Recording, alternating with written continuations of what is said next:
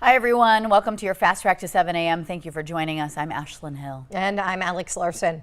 We have breaking news for you this morning. 2 children are dead and 6 more people are hurt after a rollover crash on I-94 yesterday in Stutsman County. North Dakota Highway Patrol says that crash happened 7 miles west of Jamestown shortly before 5 p.m. An SUV was traveling eastbound when they say the driver lost control after being passed by a semi-truck. The SUV left the road rolling, eventually coming to a rest on its side in standing water. 2 young boys, a 7-year-old and a 10-year-old, were pronounced dead at the scene. 5 other children were in that vehicle at the time of that crash, 4 of them suffering minor injuries, and a 9-year-old girl is fighting for her life. She was life-flighted to Sanford in Fargo. The driver of that SUV identified only as a 30-year-old woman from Cleveland, North Dakota. She's suffering serious injuries and was taken by ambulance to Sanford in Fargo. The crash remains under investigation at this time. The name of the driver is expected to be released later today.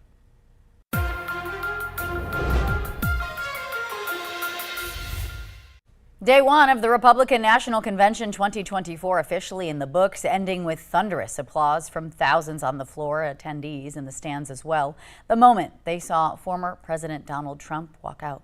One big takeaway from the day, while the vice presidential pick was not North Dakota Governor Doug Burgum, there is a consensus there that J.D. Vance is the man for the job. Valley News Team's Bobby Fallett brings us the details. Thousands on their feet and cheering the moment they saw former President Donald Trump on the big screen and making his way to his seat.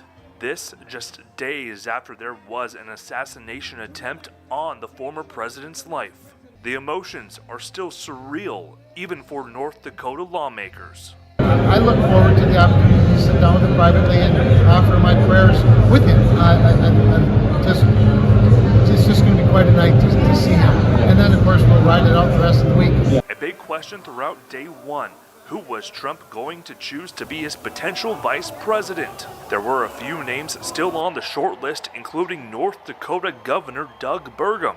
When it was learned that he wasn't going to be the guy, there were some people who were upset, but others saying that J.D. Vance is a home run pick to help Trump potentially win the election in November. I think it is just an inspired choice. He has done such a great job as a United States Senator. His background, his Make America Great Again message, he just fits with the moment. He fits beautifully with this ticket, and I think it was just a tremendous choice. I'm very excited about it. It is official that these two will be on the ticket for the Republican Party. As on day 1, Trump received enough votes from delegates to put him over the top. The great state of North Dakota proudly passed all of its 29 votes for President Donald J. Trump. Reporting in Milwaukee, Bobby Fallett, Valley News Live. Now, Governor Doug Burgum is set to return to the Fiserv Forum today, although it's unknown what time the governor is going to take the stage for a speech.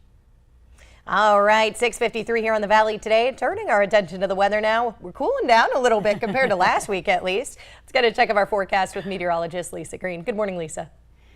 Good morning. Yes, this week is for the cooler summer lovers here this week. We're talking about quieter weather as well as we're taking a look at our chances for some rain here this week. Now, we do have some chances, but they're low end. It includes today an isolated shower or thunder shower coming up for this afternoon as we're kind of working through that kind of last round of moisture in the valley. And then we're really clearing out. Wednesday and Thursday look nice and quiet. Friday night and into Saturday is when we see our rain chances return. But notice how our chances are on the lower end again. We're talking about isolated shots of some rain coming up for the end of the week as well. So quiet out there now. This is our view in Fargo. You can see that sun nice and bright. Still a little wildfire smoke in the region, but concentrations are low. Looking at temperatures that are fairly comfortable, some 50s to some 60s. It's 62 degrees in Fargo, 56 in Grand Forks. We've got mostly sunny to partly cloudy, even mostly cloudy skies. And that's because there are some places where we have some passing showers. In addition, there might be a little fog out there affecting you. 5 miles visibility in Candu, 6 in the Cavalier area. And you can see where the lowest visibility is, where we have more dense fog down by Foston at a 1/4 mile visibility report there. Mahnomen near nearbys at 5, but no other areas really this morning experiencing the dense fog. Visibility in Oaks is near 4 miles or so, and there have been some showers passing by in that vicinity, and you could maybe see a few of these making their way through this morning. Even better chance for a shower, a thunder shower this afternoon as we heat things up a little bit. Again, isolated. I'm not expecting strong storms, but still a possibility we'll want to watch out for. Here's a look at our planner for today. Expect to see temperatures rising back into the 70s. Some of us up along the international border may only get to the upper 60s. So again, some big changes here from the heat we had over the weekend. And check our overnight lows tonight and again Wednesday night.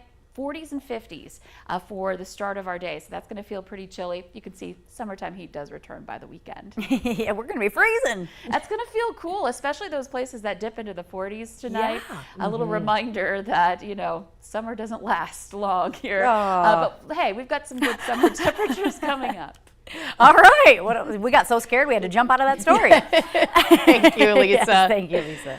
Well, U Motors in Fargo is hosting its annual scooter ride this Sunday to benefit Pray for Gray. Yes, Pray for Gray, a big organization, North Dakota's only nonprofit brain tumor organization, aiming to share stories of survivors and raise awareness throughout the community. And that's where we find the Valley Today's Tatum Miller this morning, live at U Motors in Fargo, learning how this event makes a difference. Good morning, Tatum.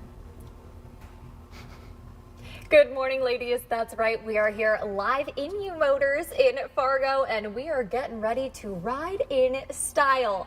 I'm here with Jill Arneson with U Motors. Good morning. Good morning. Now, Jill, you and almost 100 others are getting ready to hit the road this Sunday. Yes. So what is this event for? It's called Scooters for Tumors. It is started as a scooter run, but anything roadworthy can join us. Motorcycles, side-by-sides, cars, trucks, vans, you name it. Yeah, and this is raising money for a special cause, Pray for Gray. Yes, Pray for Tell me Gray. about this organization. Pray for Gray is North Dakota's only 501c3 that supports patients with brain tumors, all different types of brain tumors and their families, raising awareness and raises money for research. And you have a special connection with this organization. Do you want to share part of your story? Sure. My almost 10-year-old daughter, Kate, was born with a brain tumor. And we learned about Pray for Gray after we scheduled her brain surgery, and some people told some people, and before you knew it, we were really involved. And it's, in my opinion, my favorite nonprofit. They've done a lot for us and a lot of other families, and created a great community of support for people that are in our situation. That's incredible. Yeah. So you've been able to see this impact firsthand and what it can do for the rest of the community. How has that been? Amazing, and I just hope I can give back as much as they've given to me with support and community, and hopefully I can support a lot of other caregivers that are in my situation. Yeah, and you can give back too by just registering for this event. Jill, how can people sign up? You can go to scootersfortumors.com. It's $50. All that money goes right into Pray for Gray's bank account, and you can come spend the day with us. Yeah, and you can change somebody's life. Thank you so much, Jill, for joining us. And coming up next, we'll check in with you one more time. I'm Tatum Miller for Valley News Live. Back to the studio, ladies.